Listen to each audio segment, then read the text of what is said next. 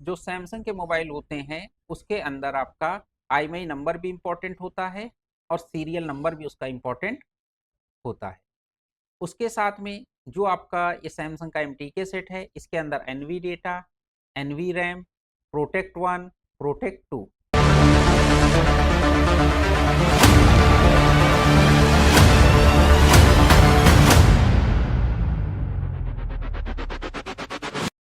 अभी यहाँ पर देखिए, ये जो IC है हमारी, इस IC के अंदर यहाँ पर स्कैन करने के बाद भी ये हमको कोई इसकी इन्फो दे रहा है?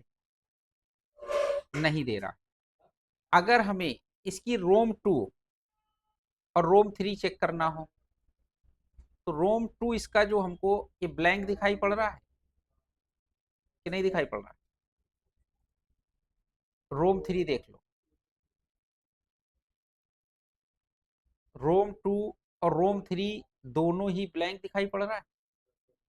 ठीक, और रोम 1 तो यहाँ पर ब्लैंक है ही। ठीक, इस आईसी के अंदर जो दूसरी आईसी है, इसके अंदर रोम 1 रोम 2 शो कर रहा है कि नहीं कर रहा है? कर रहा है। अब बात ये आती है कि अगर हमारे पास में कोई मोबाइल है और हमें उसका सॉफ्टवेयर करना है या एमएमसी का डेटा इरेज करना है, क्या करना है?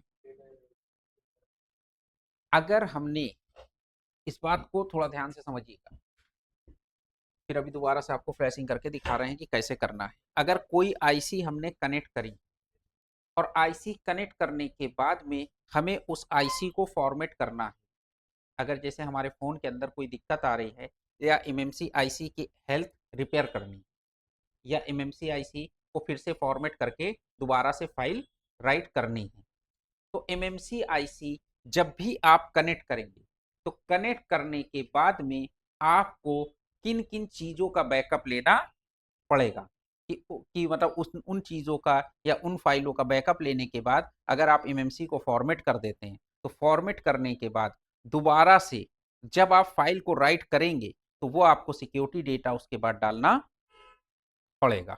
ठीक, उसके लिए आपको जो ज़रूरत पड़ेगी,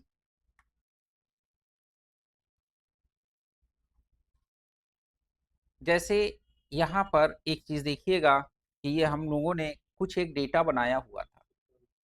ठीक, कि अगर जो आपकी एमएमसी है उस एमएमसी के अंदर जो आपकी एमएमसी है, वो जो मोबाइल था जिससे आपने एमएमसी आईसी निकाली है, उस आईसी के अंदर सीपीयू लगा था एमटीके। क्या लगा था? तो जब एमएमसी आईसी को आप फॉर्मेट करेंगे या कुछ भी करेंगे, उससे पहले आपको इन फाइलों को रीड करना है। कौन सी फाइलें? NV RAM, NV data, protect one, protect two, इसका नाम एफ और एस करके फर्स्ट और सेकंड भी लिखा हुआ हो सकता है। दूसरी बात, प्रो इन्फो है, SECFG करके आएगा। ठीक है, NVCFG, इनमें से आपकी कोई भी फाइलें हैं, इन फाइलों को आपको क्या करना है कि अपना कॉपी करके रख लेना है सेट में सॉफ्टवेयर करने से पहले।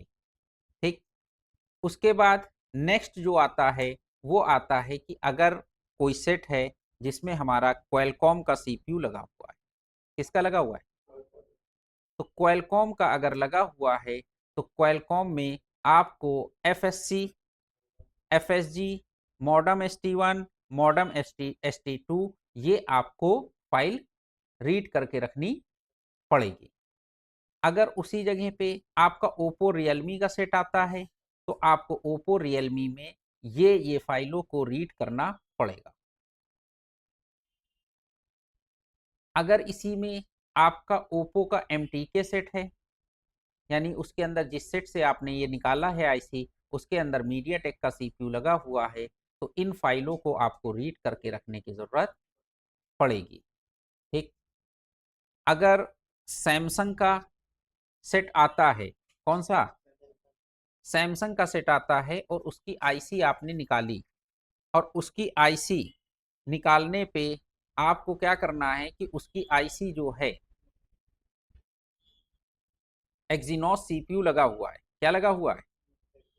एक्जीनोस सीपीयू लगा होता है सैमसंग में। तो सैमसंग में अगर एक्जीनोस सीपीयू लगा हुआ है तो उसके अंदर आपको क्या क्या चीजें रीड करनी पड़ेंगी।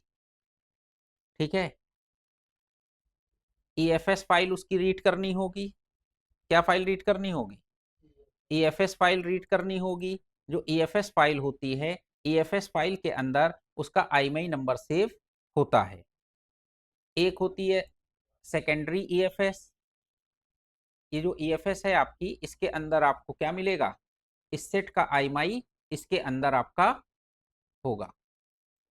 ठीक, उसके बाद सेकेंडरी ईएफएस, ये दो फाइलें हो गई। अगर आपका ओल्ड मोबाइल है, कौन सा है? ओल्ड मोबाइल है, तो उसके अंदर आपको ये फाइलें भी देखने को मिलेंगी। इसको भी आपको कॉपी करना पड़ेगा। अगर सैमसंग का कोई मोबाइल है और उसके अंदर मीडिया टेक का सीपीयू लगा हुआ है, किसका सीपीयू लगा हुआ है? मीडिया टेक का सीपीयू लगा हुआ है।